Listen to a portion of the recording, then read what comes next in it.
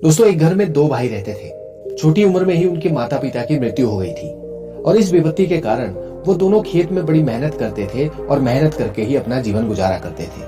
कुछ सालों के बाद बड़े भाई की शादी हो गई और उसके दो बच्चे भी हो गए। अब उसके बड़े भाई का जो परिवार था वो 4 लोगों का हो गया था। अब दूसरे भाई की शादी नहीं हुई थी, मगर फिर भी जो फसल पैदा होती थी उसको बराबर हिस्सों में बांट दिया जाता था। एक दिन जब छोटे वाला भाई खेत में काम कर रहा था तो उसने विचार किया कि यह सही नहीं है कि हम दोनों बराबर का बंटवारा करें, क्योंकि मैं तो अकेला हूं और मेरी जरूरतें भी कम हैं, परंतु मेरे बड़े भाई के पास परिवार है और उसकी जरूरतें ज्यादा है। अपने दिमाग में इसी विचार के कारण उसके हिस्से में जो अनाज आया था उसने उसमें से एक बोरा उठाकर अपने भाई के खेत में चुपचाप रख दिया। इसी दौरान बड़े भाई ने भी यह सोचा कि यह सही नहीं है कि हम हर चीज पर बराबर बंटवारा करें।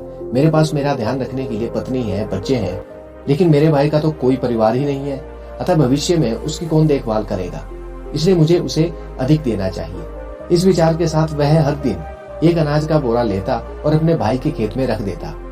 अब इस तरह से दोनों भाई अपना अपना अनाज का बोरा एक दूसरे के खेत में जाकर रख देते थे। यह सिलसिला बहुत दिनों तक चलता रहा, किंतु दोनों भाई ये देखकर हैरान थे कि उनका अनाज कम क्यों नहीं हो रहा है। फिर एक दिन खेत की तरफ बोरा ले जाते हुए उन दोनों की आपस में मुलाकात हो गई। तब उन्हें पता चला कि आखिर इतने समय से क्या हो रहा था। तो इसलिए दोस्तों, सच्चे मन से किए गए भलाई के काम में कभी भी अपना नुकसान नहीं होता। इसलिए भलाई करते रहें, बेशक आपको उससे फायदा हो या ना हो।